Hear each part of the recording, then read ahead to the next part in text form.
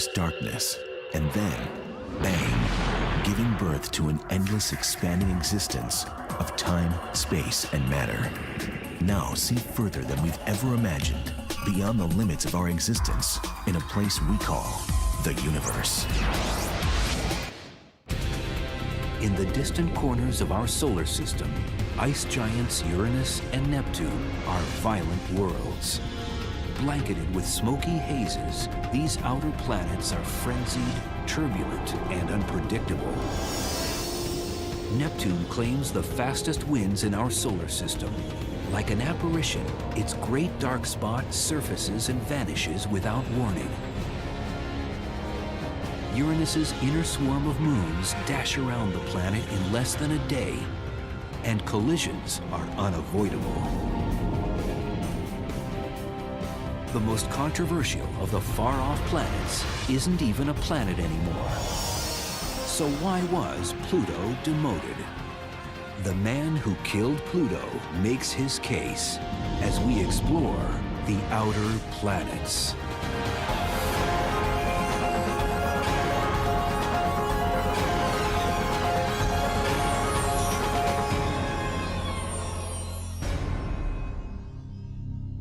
Meet the man who killed Pluto.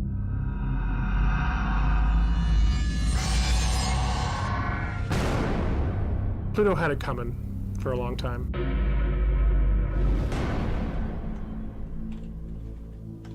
Caltech astronomer Mike Brown set in motion a chain of events that reduced the long-established number of planets in our solar system from 9 to just 8.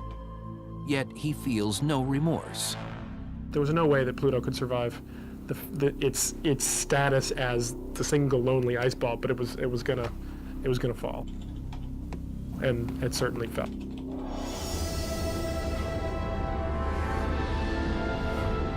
Among our planets, Pluto was long considered to be a bit different. Much smaller than the rest, it has the largest moon in proportion to its own size. It also has the most inclined and eccentric orbit. Its orbit is sort of shaped like an egg. Pluto's orbit causes it to get significantly closer to the sun and then further away from the sun. This cosmic needle in a haystack eluded planet hunters for decades. The eighth planet, Neptune, had been discovered in 1846, and astronomers at the turn of the century were convinced there was a ninth planet in the far reaches of our solar system.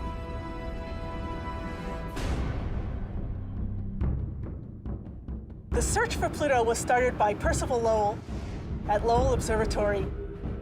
He thought there was a planet X there that was perturbing the orbits of Uranus and Neptune. Before finding the elusive planet, Lowell passed away. But the observatory's research assistant, Clyde Tombaugh, continued his quest.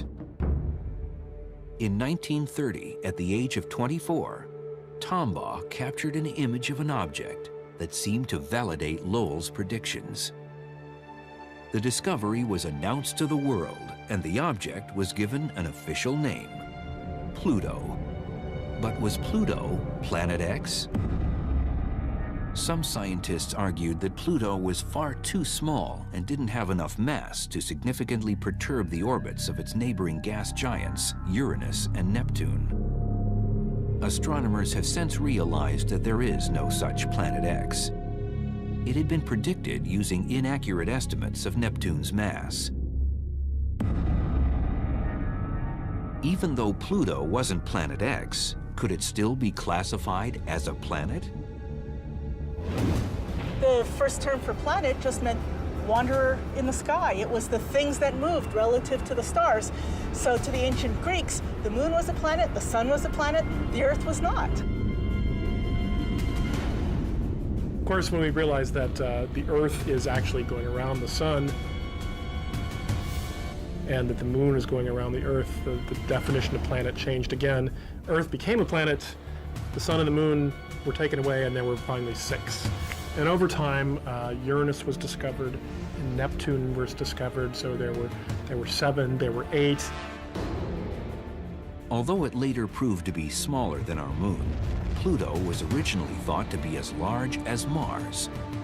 So Tombaugh's discovery was anointed as planet number 9. No one really thought much else about it. It was a strange object. It was sort of this lonely oddball at the edge of the solar system, but nothing else to call it, so it was called a planet.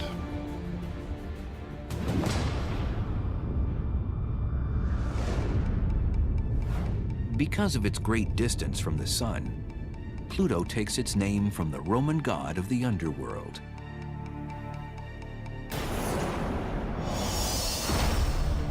At its closest, Pluto is 2.7 billion miles from Earth. Its diameter is 1,485 miles, half the width of the United States. It takes 248 Earth years for Pluto to orbit the Sun. And a day on the planet is equivalent to about 6.5 Earth days. A 150-pound Earthling would weigh only 10 pounds on Pluto.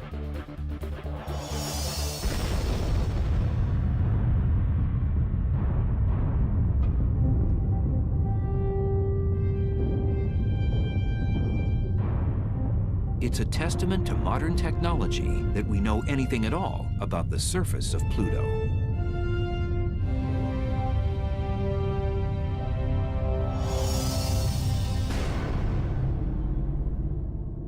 We can hardly see this thing.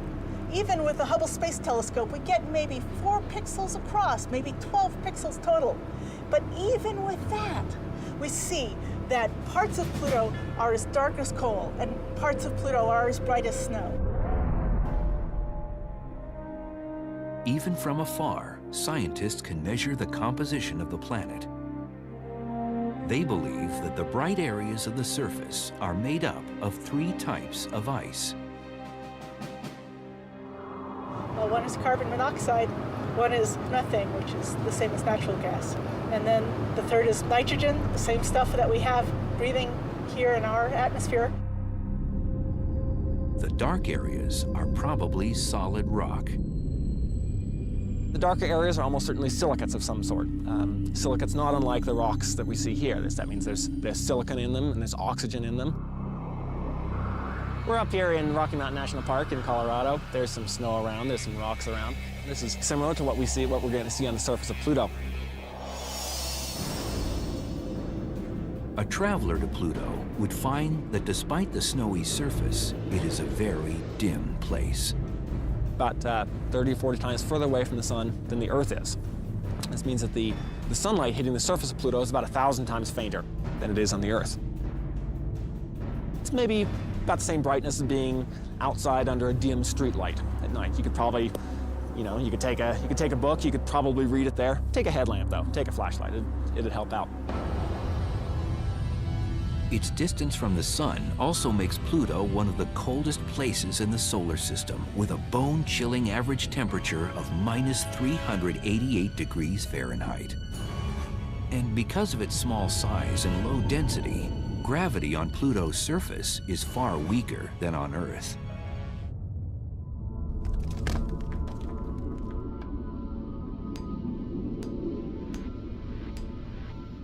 Now, some things are going to be a little easy to do on Pluto if you're really into rock climbing. I'm doing some vertical climbing here. Well, it's always exciting, but gravity is always the challenge. Pluto's gravity is roughly 1/15 of the Earth's. It's not like if you're standing on the surface, you would float away. Now, if you fell off that face when you were climbing up Pluto, you'd still want to have your rope there. You'd still accelerate down to the surface. So don't leave the rope at home.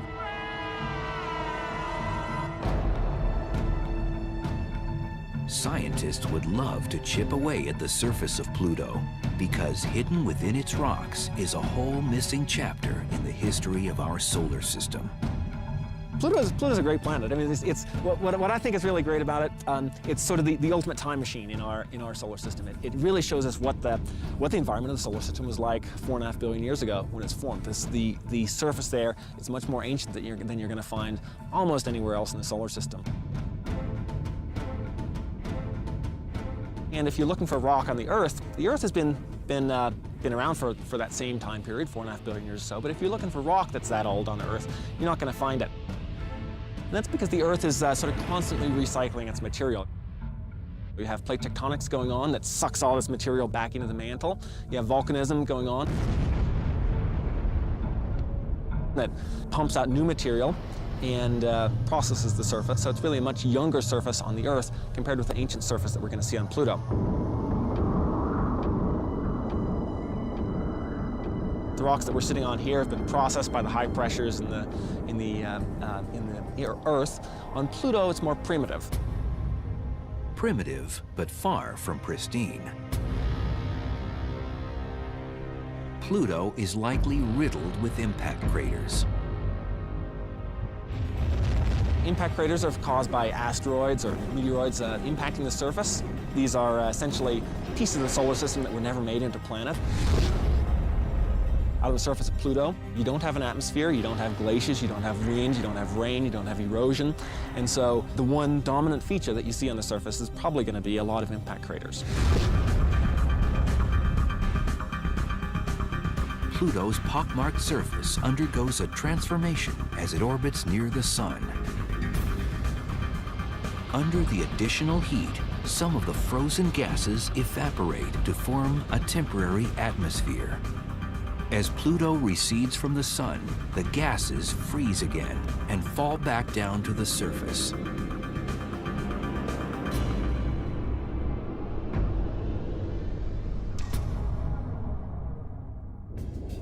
For more than 75 years, this far-out icy object staked its claim as our 9th planet. So why is this little piece of snowy rock now causing such controversy? Why was Pluto kicked out of the solar system's most exclusive club?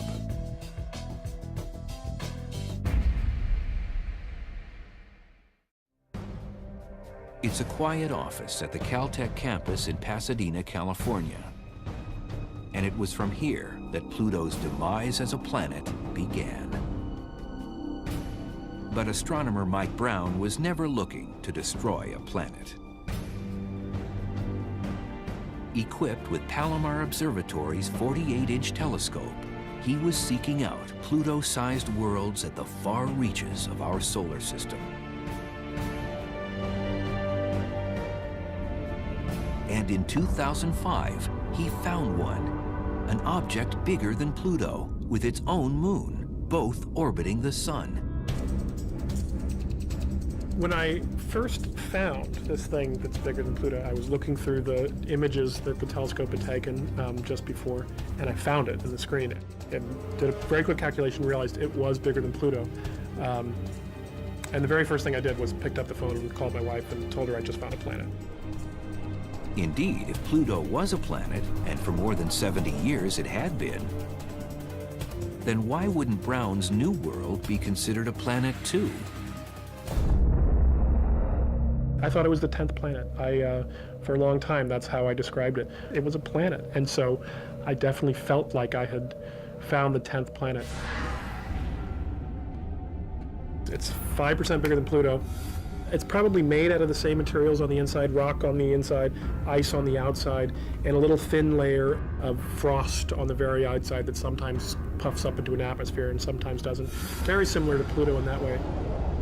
It has a moon that goes around it once every 16, 17 days. Pluto has a moon also, so it's, in many ways, I like to think of it as almost as twins. This is just the twin that just ate a little bit more when it was a baby, got a little bigger. Brown considered naming his object Xena after TV's warrior princess, but eventually the name chosen was Eris, after the Greek goddess of discord. As it turned out, this name was entirely appropriate. The discovery kicked off a firestorm in the astronomical community.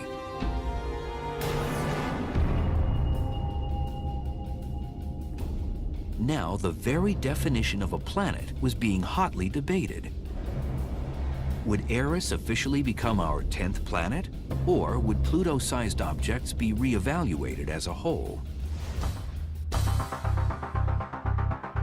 The argument was brought to the table in a 2006 meeting of the International Astronomical Union in Prague. a vote was taken, and the term planet was defined scientifically for the first time.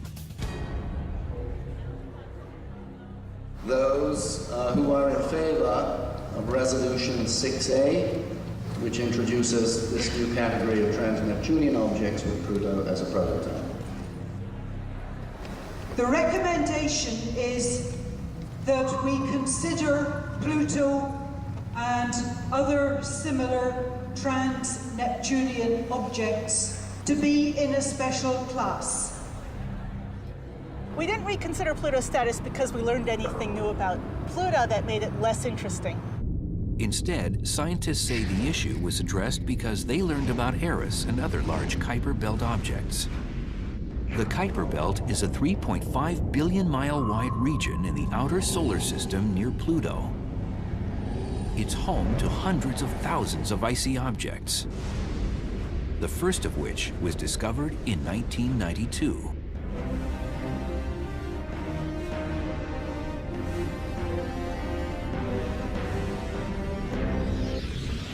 So historically, we've thought of the outer solar system where you've got Uranus and Neptune out there. There are these big gaseous planets, giant planets. And then just beyond that, you've got this little straggler, Pluto, that doesn't really fit into the picture. Well, now when we found all these other Kuiper Belt objects, what we're seeing is that maybe Pluto is really just the first of these many, many bodies of the Kuiper Belt that are this wide diversity of icy, small icy bodies at the outer solar system.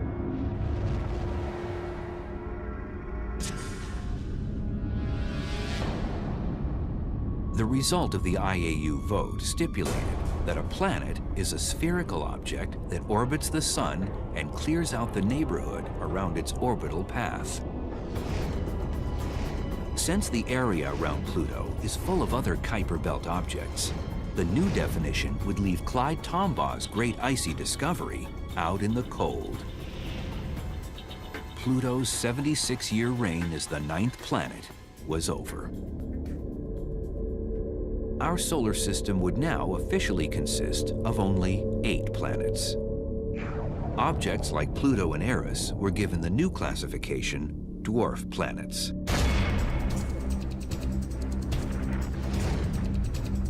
Dwarf planets possess the same characteristics as planets, but do not have a clear orbital path.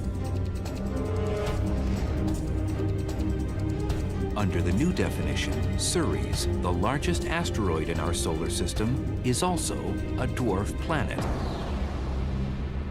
We have this new terminology because there's more things in the outer solar system than we used to think. It's like all you could see was one skyscraper, and now all of a sudden you have a whole city in front of you.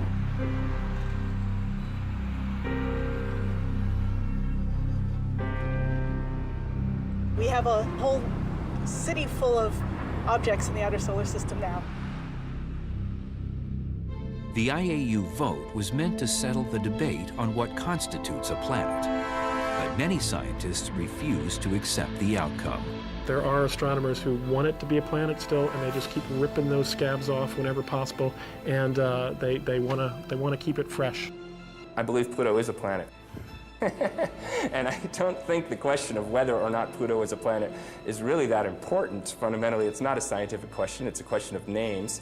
But in a way, in an odd way, it's become one of the highly visible subjects of planetary science. People always ask whether Pluto is a planet or not. There's not one easy dividing line. There's not where you move from being a planet over here to being a planet over here to being not a planet over here, just like there's no real dividing line between a stone and a pebble. It's really more of a sociological question. It's a question of definitions of words rather than a question of science.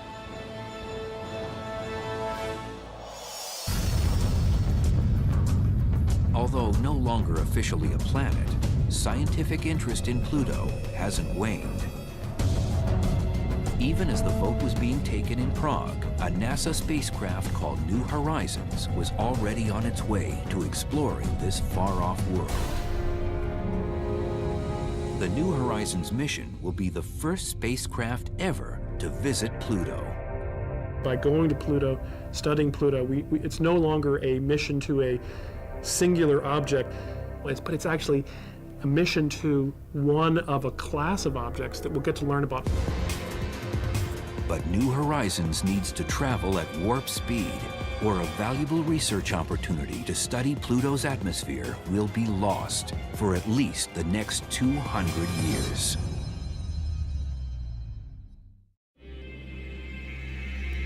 The New Horizons spacecraft is headed for a rendezvous with Pluto. We have confirmation of spacecraft separation. But scientists are trying to beat the clock. Because as Pluto recedes from the sun, its 62-year-long winter is coming. And when winter comes to Pluto, the dwarf planet's atmosphere will freeze and fall to the ground. If it collapses too much, it might just be a lot less interesting. You might not have as interesting chemistry, and we want to know what the temperature and the composition and the structure and the winds on the atmosphere. To get there in time, New Horizons is blazing through the solar system at more than 45,000 miles an hour. That's 12 miles a second. At that speed, a trip from Los Angeles to New York would take about 3.5 minutes. So this is the fastest spacecraft that was ever launched from the Earth. In fact, it took about 6 hours to get out to the 250,000 miles to make it out to the moon. You can compare that to the couple of days that it took the Apollo astronauts to get out that same distance. New Horizons would pass by Jupiter in just 13 months. But the outer solar system is so big that it's going to take us another 8 years to get to Pluto. Even with its unprecedented speed, New Horizons won't reach Pluto until July of 2015. Pluto's just a big mystery. It's exciting to me that there's a spacecraft on its way there, and that in a few years we'll, this sort of blank slate of a world will be richly filled in with pictures and detailed data. About 4 billion miles from Pluto, Uranus is a mesmerizing blue marble. And it's really strikingly beautiful and different from the other planets. It's a giant blue, pale blue, fuzzy ball sitting there in space against the darkness of space. And it's just that striking blue color and the almost pure featurelessness of it. It seems unreal. It looks as though it was sort of created by some movie special effects person. Because how could you have a planet that large and that perfect and just this giant featureless blue? Uranus is 1.6 billion miles from Earth. It has a diameter of nearly 32,000 miles, 4 times Earth's diameter. It takes 84 Earth years for Uranus to orbit the Sun. 1 day on Uranus is a little over 17 hours. If you weigh 150 pounds on Earth, you would weigh 133 pounds on Uranus. Named after the Greek god of the sky, Uranus has the most off-kilter axis of any planet in the solar system. At an angle of 98 degrees, the planet is actually spinning on its side. What that means is that at one time of the year, only one hemisphere is pointing towards the sun. The other hemisphere is complete darkness. The time for Uranus to orbit the sun is about 84 years, which means that for half of that time, of 40 years, one hemisphere is in sunlight and the other hemisphere is in dark. It's like the Arctic Circle on Earth, except for it's the whole planet. That tilt is so extreme that in a sense, the whole northern hemisphere is the Arctic, and the whole southern hemisphere is the Antarctic. Uranus owes its cool bluish-green color to methane. The methane absorbs red and orange wavelengths from sunlight, but reflects blue and green. And its soft appearance is due to something that's familiar to anyone who lives in a big city: smog. In Southern California, we're used to smog, which is photochemically produced haze material, which gives this hazy appearance in the atmosphere. This is similar to the atmospheres of the 4 gas giants. In the outer planets, there's methane, which is natural gas. Sunlight converts it to complex particles as well, which forms a haze, which is the reason the planets don't have a very sharp, but have a fuzzy look to them. Scientists speculate that Uranus and its celestial neighbor Neptune formed the same way. As the early protoplanetary disk of gas and dust in our solar system settled, Jupiter and Saturn gathered up the most material and became the largest of the gas giants. As Jupiter and Saturn's orbits grew, they destabilized the planetary system as a whole. Dynamic interactions pushed Uranus and Neptune outward to the edge of the solar system at an accelerated rate, where they feasted on icy objects. They have a lot of that initial gas, but they also gathered a lot of icy material and some rocky material in their formation. So consequently, although they have this surrounding envelope of hydrogen and helium gas and some methane, some nitrogen, some other stuff, they also have a lot of icy material in the inside. These icy interiors have led some to call Uranus and Neptune the ice giants. But it's incorrect to imagine them as balls of solid ice that an astronaut could walk across. Well, if we dropped an astronaut or a probe towards the center of Uranus or Neptune, well, first of all, they'd be in a lot of trouble. There's really no solid surface that they could stand on. There may be a small rocky core at the center of these planets, but the pressure that they would be experiencing from the atmosphere overhead and this liquidy, icy region would crush them. It would be millions of times the pressure that we have from our own atmosphere, for example. So they would be flattened well before they ever reach the solid surface. While the other gas giants have wild weather patterns, Uranus seems to be relatively calm, and scientists think they know why. Uranus is unique among the gas giant planets in that it is the only one that doesn't have an internal heating source. Jupiter, Saturn, and Neptune all have heat coming from deep within the planet, and that helps drive the circulation, and explains why we see a lot of the banded structure that we do on those other three planets. Uranus doesn't have this internal heating source. Uranus has another claim to fame, the way in which it was discovered by astronomer William Herschel in 1781. At the time, the only known planets were the 6 visible to the naked eye from Earth. But Herschel first laid eyes on Uranus through a telescope. Herschel was an amateur astronomer, professional musician, and an optician, so he had the knowledge and ability to generate the best telescopes in the world at the time. The discovery of Uranus was incredibly significant in the history of humanity because it was the first planet discovered by telescope, the first planet that the ancients didn't know about. In 1977, NASA's Kuiper Airborne Observatory made another exciting discovery when astronomers aimed their telescope at Uranus. They were planning to watch a fairly common astronomical event, the passage of the planet in front of a star. But as Uranus closed in, the star suddenly winked. In fact, it seemed to flicker on and off 5 times as it neared the planet, and then several more times as it emerged on the other side. What was the cause of this strange phenomenon? The flickering star was actually passing behind 5 planetary rings, features that had only previously been seen on Saturn. Subsequent observations from the ground and then the Voyager spacecraft confirmed the ring's existence.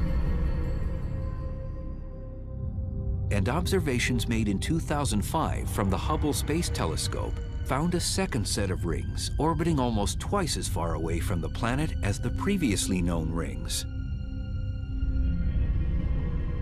Unlike Saturn's thick icy rings, Uranus's are dim and thin, comprised of dark, rocky dust. Some of Uranus's dusty rings were likely formed by the impact of a meteor or a comet with one of the planet's 27 moons. The inner rings could be the result of collisions between the moons themselves, especially the 13 that orbit in the planet's kinetic inner swarm. There are a lot of inner moons around Uranus, moons that are very small and close to the planet. They tend to have very fast orbits on the order of maybe a day. Other moons zip around Uranus in just 12 hours. By comparison, our moon circles a planet 4 times as small and takes 28 days to do it. With Uranus's moons speeding around the planet like race cars, it's only a matter of time before 2 of them end up in another cosmic collision.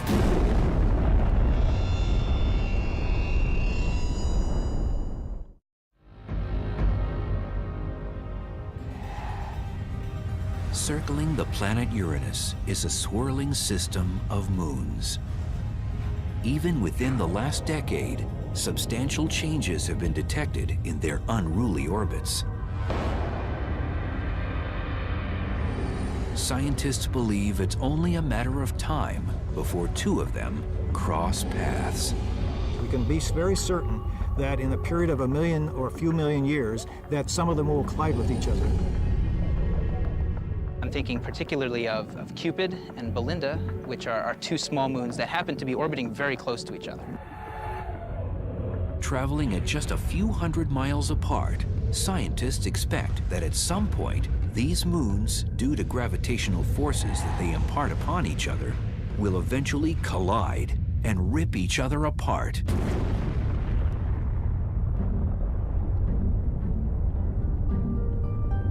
It will be a bad day for the moons, but a welcome event for the planet's ring system. The debris that's released from that can potentially generate a new ring around Uranus. Uranus shares the outer solar system with its sister planet Neptune. A gleaming sapphire some 3 billion miles away from the Sun. With the demotion of Pluto, Neptune is now our outermost planet. Neptune takes its name from the Roman god of the seas.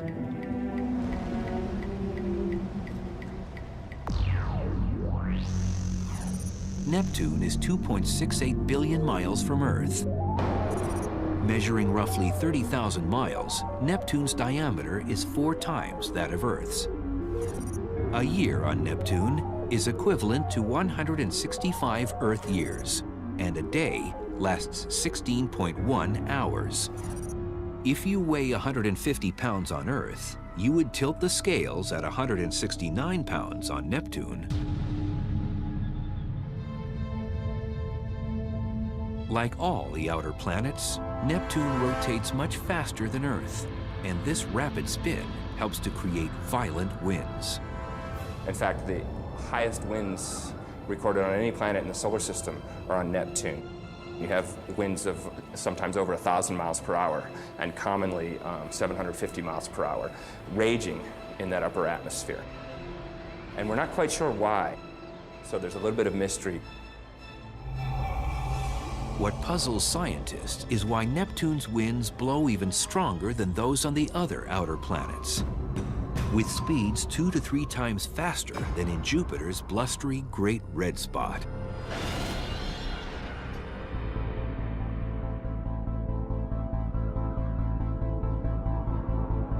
JPL researcher Michael Mishna studies what drives weather on other planets.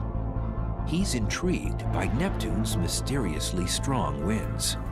If we were to put one of these windmills up on Neptune, depending on the altitude that we put it, we would either see motion similar to what we see now, or if we were to place it at the altitudes in which the winds are going 1,000 miles an hour, we actually might not see very much motion at all. And that's because the atmosphere is so thin that there's just not enough oomph and not enough force from that wind to actually turn the propellers of the turbine.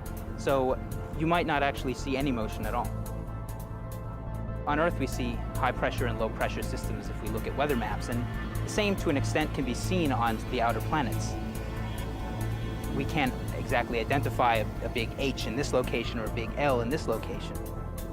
But there are generally regions that are warmer and have higher pressure than other areas which are colder and may have lower pressure, and that generates the winds that blow from high to low. A key factor in the creation of wind is an energy source to heat the air. On Earth, the sun provides this energy. But the windswept planet Neptune is 30 times farther from the sun than Earth, and it gets only about 1/900th as much solar energy. It's simply not enough to power Neptune's colossal winds. Scientists believe that Neptune gets its additional power from within.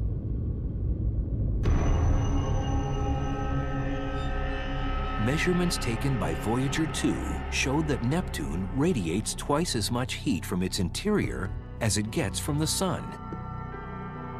The highest ratio of heat outflow to inflow of any planet in the solar system. Neptune has a relatively large amount of internal heating, which is coming from radioactive decay of materials inside and other chemical processes that are occurring, and that releases a lot of heat from the inside. Just why the interior of Neptune generates so much heat remains a mystery. It's led some to speculate that the planet is still in the process of forming, and the infalling gases are releasing heat as they are compacted by gravity.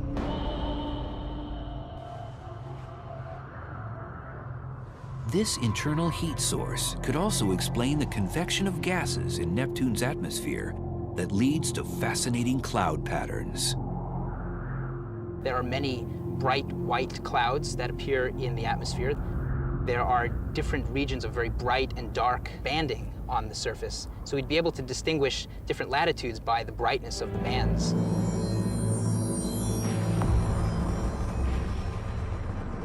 Scientists believe that the banding patterns have something to do with Neptune's cloud composition. These are probably made of methane, and they move very fast around the planet as well. Neptune's wind movement is unlike anything we are accustomed to. These are giant storm systems that would dwarf anything that we see on Earth. In 1989, Voyager 2 snapped a photograph that shocked the mission scientists. Neptune had a huge storm, a great dark spot in its southern hemisphere. Stretching 8,000 miles wide, large enough for our Earth to fit in the center, the storm resembled Jupiter's infamous Great Red Spot. The Great Red Spot is a huge anticyclone, which is fed by many smaller storms that keeps it alive, if you like. Otherwise, it would dissipate and disappear. In the case of the Great Dark Spot, we believe it's more of an instability in the atmosphere, which rocks back and forth because of the flows in that very fast atmosphere. Just 5 years after the spot was first discovered, scientists were in for another surprise. The Hubble Space Telescope turned its eye toward Neptune, only to see that the largest storm on the planet was gone.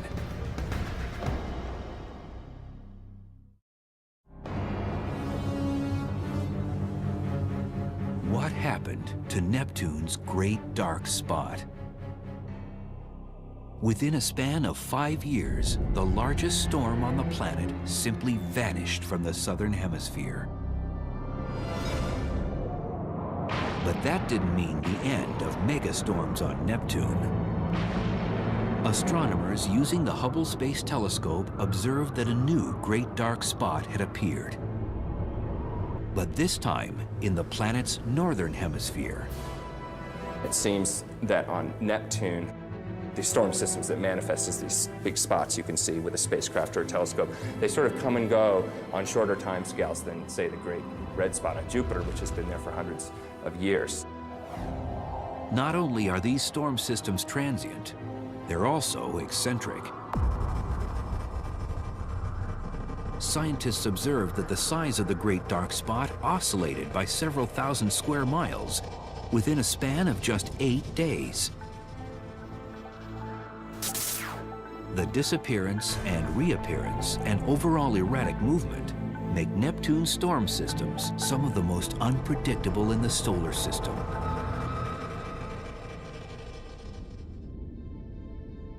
Similar to its outer planet neighbors, Neptune has a complex system of moons. 13 have been discovered so far.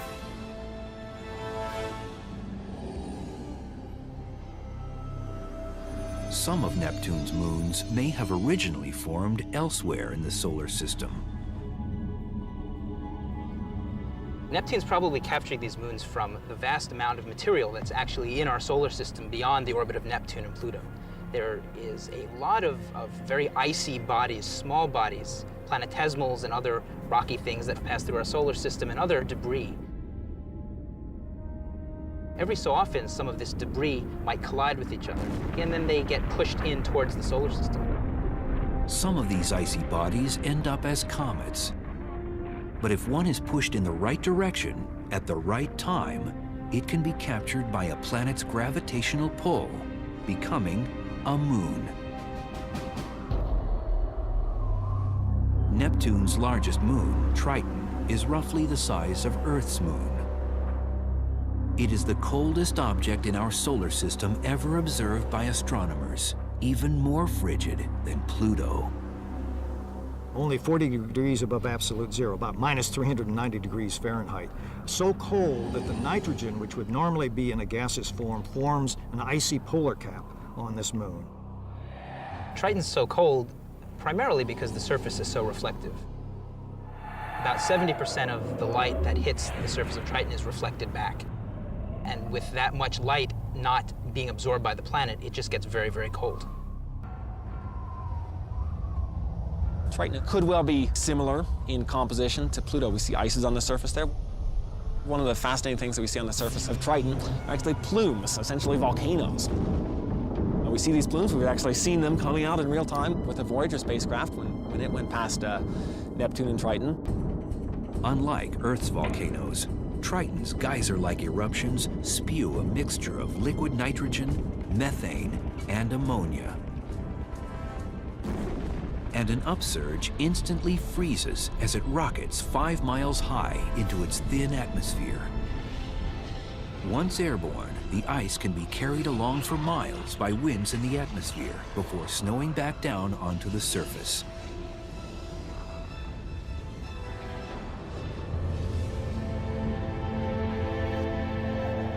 Geological activity on Triton makes scientists wonder if there's water, perhaps being heated under Triton's icy exterior. And as the theory goes, where there's water, life could be present. If that's the case, Neptune's largest moon could be home to one of the biggest discoveries of all time.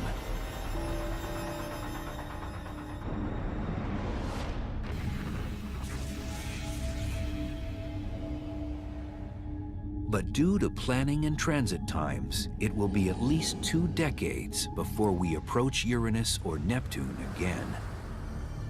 We've had discussions, but there are no current plans.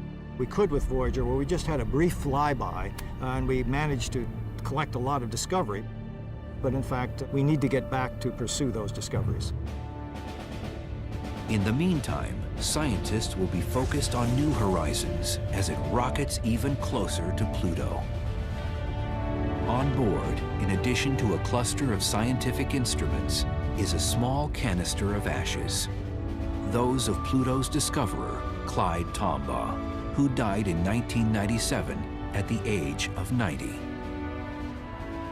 I'm not involved in New Horizons missions at all, but I can tell you from my point of view why I'm very excited about it. We really don't have any good ideas of what the actual features on the surface of Pluto are going to be like. That's why these small-scale pictures, getting actual close-ups, is going to be so important. As spacecraft, probes, and telescopes are sent to the far reaches of our celestial neighborhood, we come one step closer to deciphering the expansive universe. Our technology and our imaginations can help bring these far-off alien worlds to life. As we look at them with awe and wonder, we can only fathom what unexplored mysteries lie deep within.